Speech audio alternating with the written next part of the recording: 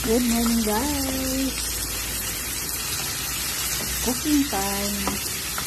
Ayan, nakapag-gisa na ako guys ng bawang, sibuyas at saka kamatis. Nagluto tayo ng ulam at ako ay nakakuha ng pechay. Nagigisa tayo ng pechay guys. Ayan, lagyan na natin itong pechay. Ito ang unahin natin guys. Kasi matigas lang.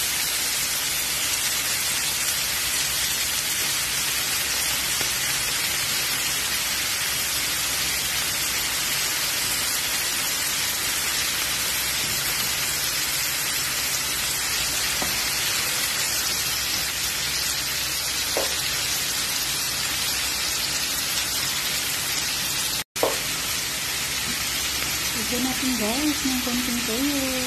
Konti lang. Paminta. Lagyan natin ng konting tubig.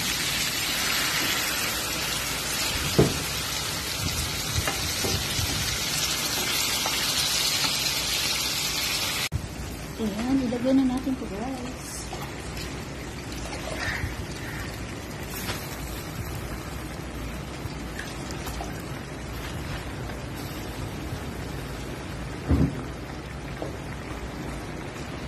Haluin.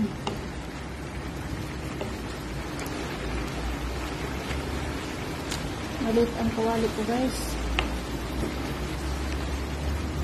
Pero okay lang yan. Maluluto naman yan.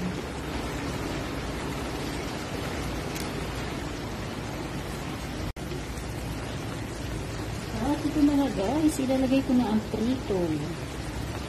Ayan. Paborito ko na ito guys. Tatlo lang. Guys, ang ulam ko ngayon, ginisang pechay. Nakakuha din ako ng pechay. Ito kasi ang masarap sa prito, yung pechay. Bagay sa prito. Ginisang pechay na may prito. Galunggong guys.